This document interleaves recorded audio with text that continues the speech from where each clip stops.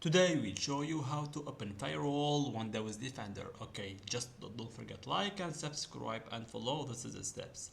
Okay, first you will be good now to search. You can open this in your Windows 10, Windows 7, Windows 11. You can open when you want. Okay guys, just follow the steps.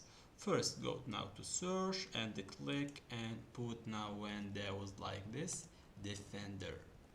Okay, after this we'll be find this and this. Okay, if you find this will be open this is okay, this is what I want.